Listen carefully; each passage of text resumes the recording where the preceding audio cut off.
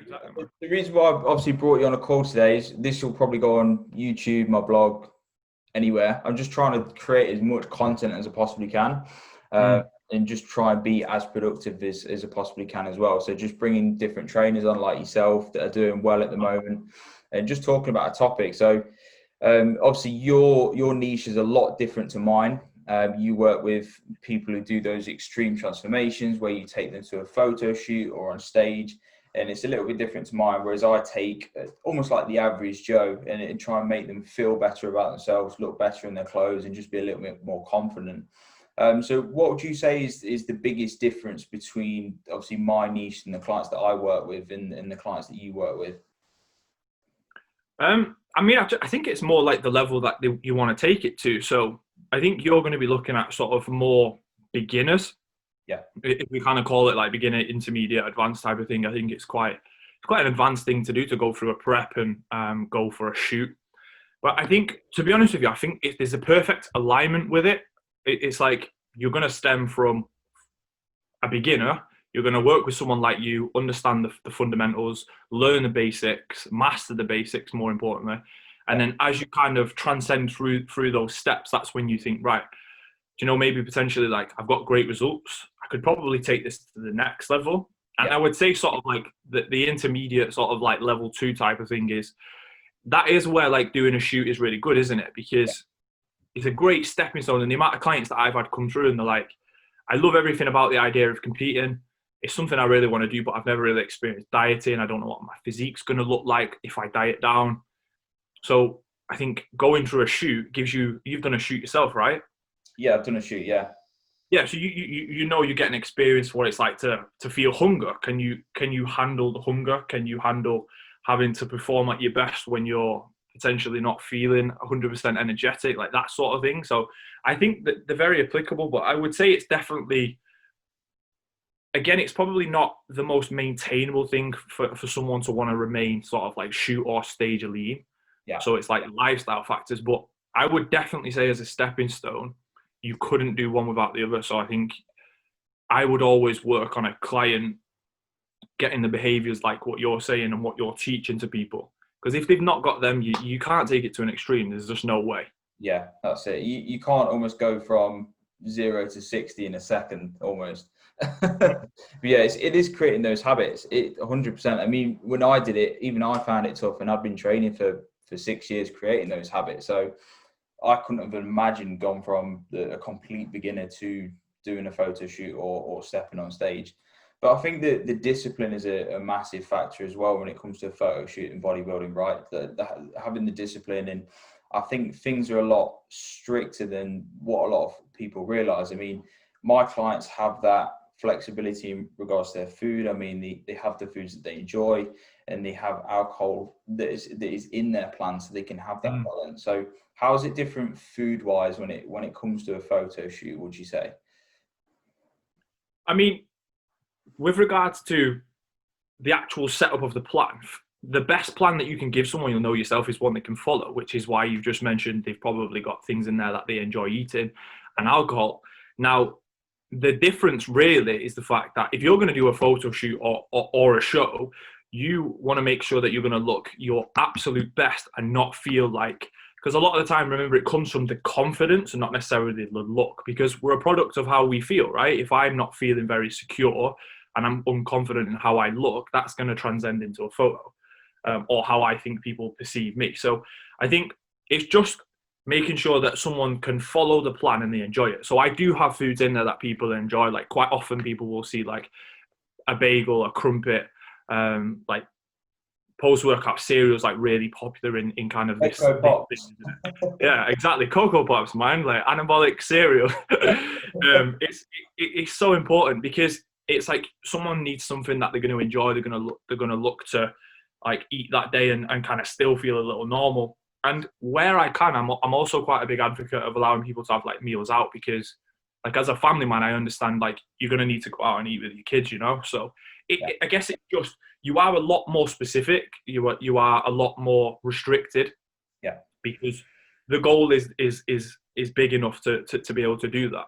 Yeah. It's a short period of time. So there is a big difference in regards to if your lifestyle, it's like, well, if I just go for like some popcorn and some nachos at the cinema, it doesn't really matter. Whereas you've got to shoot, and it's like, no, it does matter, because if you don't lose a pound this week or next, you're not going to look your best. Yeah.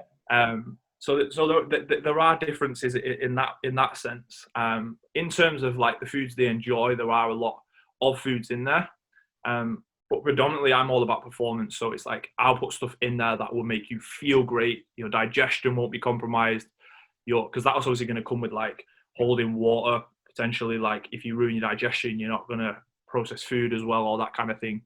So it's finding a fine balance, and kind of, I look at it as like, is it worth losing a battle to win a war? So if someone needs something in there that they really enjoy, and it's going to get them results and consistency over 12 weeks, then it's worth doing, Fantastic. I mean, you touched on there as well, when it comes to having the odd thing off plan, when you're almost training for lifestyle and you're training for those almost long-term results compared to a photo shoot.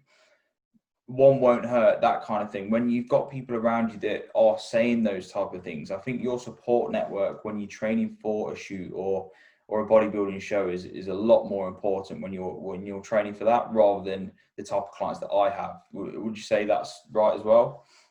Yeah, I agree, like massively. I think support networking, no matter what you're doing, is very, very important, because you want someone to believe in you, right? You want someone to say to you, look, you can do this. Like, I'm here with you when it gets tough. But also, like, on the flip side of that, I'm a big advocate of educating my clients, in a sense of like, sometimes you've just got to understand that this is your goal. Yeah. And those who love you around you, they're not purposely trying to sabotage you if they say, can we go for a drink? Or come on, just have one of these. Like, they know you as the social person. Like, that's the importance you bring to their life. So when they're trying to get you to do things, but it's understanding and having the awareness to say to them, look, this is massively important to me. It's a short-term thing, but this is my goal and this is what I'm going to go for. And then kind of aligning it where you say, support me now, and I promise we'll have the wildest night out after I finish prepping or I finish my photo shoot. You know, because it's like, you can't just expect like everyone to straight away understand. Now, having said that, it is so important to have someone there, if you don't directly have it, who can just say, you know what, like, I'm really struggling this week, I'm finding it hard. Someone who's going to understand, albeit a training partner, a coach, whatever it may be. You've just got to have that someone as well. So there's a fine balance there, because you've probably experienced it yourself. Like, they allow other people's misunderstanding to knock them off. Have you experienced that? Yeah, I mean, when I did my photo shoot prep, a prime example of this, I was at my grandma's party, and there was like a big hog roast there. Everyone was drinking. There was probably about 40 people there, and I was eating Tupperware and having a Pepsi Max, and I was getting so much abuse, especially from the older generation, because I think the older generation is a little bit more closed-minded and they don't necessarily understand. And I was getting, one don't hurt, it's just one night, from every single angle possible. So when clients do speak about that, I do understand, and it is quite a hard barrier to kind of get across for that day. But I do think as well, the people that are supporting you and they do care about you and they do support what you're trying to achieve will be there for you, and they won't make it harder for you. They'll make it easier for you. So it is surrounding yourself by the right people as well. Yeah, definitely. It's so important, as you've said. And I think sometimes these factors, like at family parties, you can't physically explain to everybody. Yeah. And it's just, again, like empowering yourself to know that, right, they're not going to understand. I'm probably going to get a lot of abuse. Like, out of my friends, honestly, like the amount of abuse I get when I'm prepping, it's like, I can't go anywhere without like, oh, someone get him a protein shake. You know how it is. Yeah.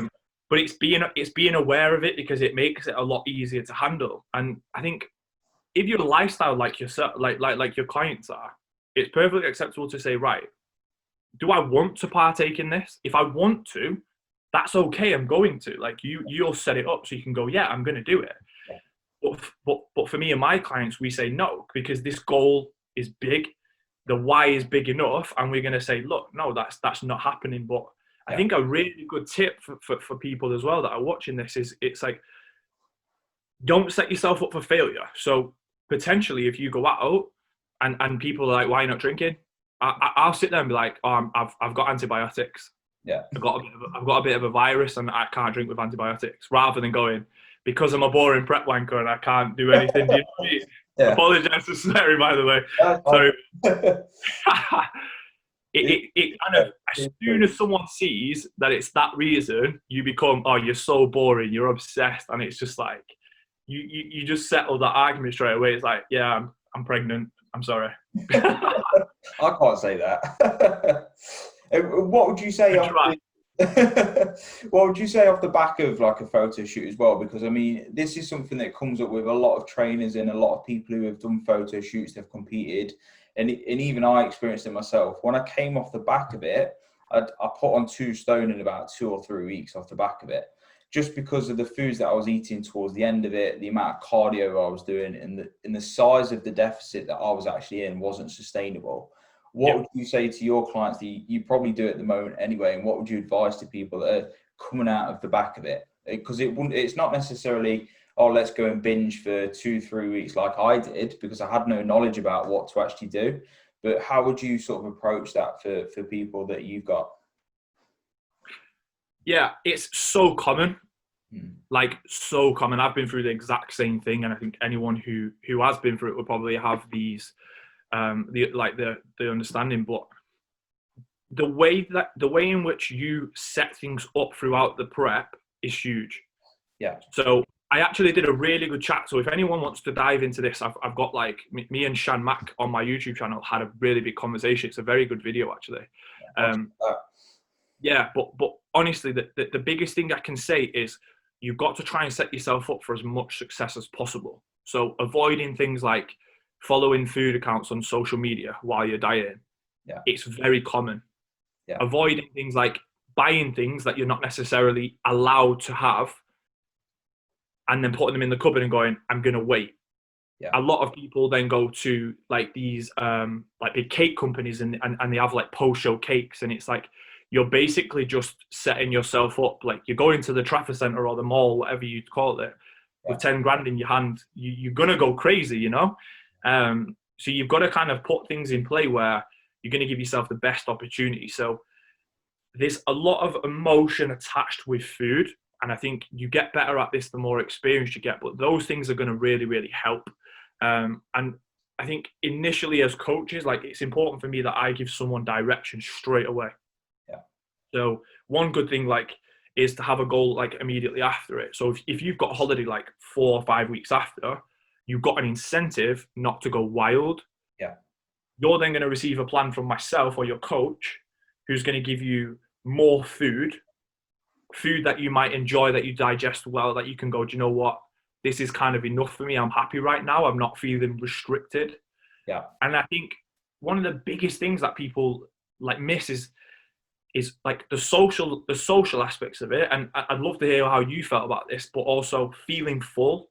And I think sometimes we confuse the two, don't we? It's like, I just want to eat everything that's bad. And sometimes it's like, no, you probably just really want to go out with your wifey or your friend and have something to the point where you don't have to say no to something you feel full. So for me, it's like planning meals out instead of like thinking, right, what's the worst food I can eat and how many of them can I eat? You know what I mean? Yeah. I was probably the guy that you just explained then. Every tick. He's going through that. Oh, Jesus, that was me. But have you ever seen a guy on YouTube called Beard Meets Food, for example?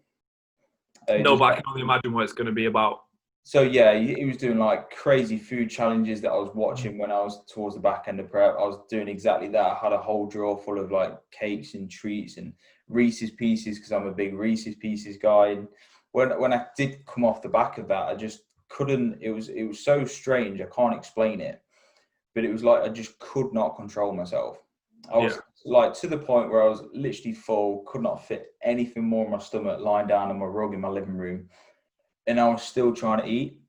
So having that, I didn't have a plan in place afterwards. It was like, oh my God, thank God it's done. I can do what I want now. It's almost like you've been let out of prison almost. And it is very hard to explain to people that haven't been through that before, but very relatable to a lot of people who have done shows and done photo shoots as well. And it's just quite good to get other people's opinion, because I've seen people who reverse diet out of a show. And then they go into like another show, and it is all about, like you've just said, having that next goal in place and just having something in place rather than right, I'm done now. And it does have a massive knock-on effect, like mentally as well. What I found, it took me quite a few months to get back into a relatively good shape afterwards. Yeah. Did you work with someone for that? Did you do that yourself? Yeah, I worked with someone. Yeah, worked with Did someone. you stay with them post show? No, Post shoot, sorry. no, that was Right. the So problem. honestly, yeah, it's such an easy tip for people, and I get this across as much as I can. But if you've worked with a coach, you need to give them every opportunity to get your body back to the place it is, because it's understanding that you're very, very, very vulnerable at this point. It does not matter who you are. I'm exactly the same. Like, I've done multiple shows, multiple shoots with like myself and with clients, and it's a very, very hard and emotional point and of your life, really. The accountability matters tenfold to when the goal is in place, because you need someone there who's going to rein you in. Because how easy is it? You'll know how it is. It's like, I won't prep my food today. It's fine. I'm going to take the missus for dinner, and then we'll grab this later on. And Yeah, every habit that you had that got you shredded goes straight out the window. yeah, And you're in a bad place, aren't you? yeah, And then before you know it, all of these behaviors that made you feel good, because it's not abs that make you feel good. I get this across to people all the time. You're doing everything that your body needs to help you to feel mentally and physically at the top of your game. yeah. When you take them away, that's a hard place to be in. And then obviously you've got things like, how often did you body check afterwards? Did you check whether your abs were there for a while? I checked, my abs stayed for a while. Okay, good. But how often did you check? Like, you eat a pizza, you think, are they Day. still there? I can have another one, it's okay. In all fairness, though, like after the first initial weekend of binging, I actually looked better. But it was the 2 weeks after, the 3 weeks after, where I was like, you've just ruined everything that you've just been working hard for. But yeah, initially it weren't too bad. I mean, I know a lot of people have that post-show meal off plan, and that's okay as long as you've got something to sort of follow on afterwards. But yeah, when it spirals out of control, it's hard. It's hard.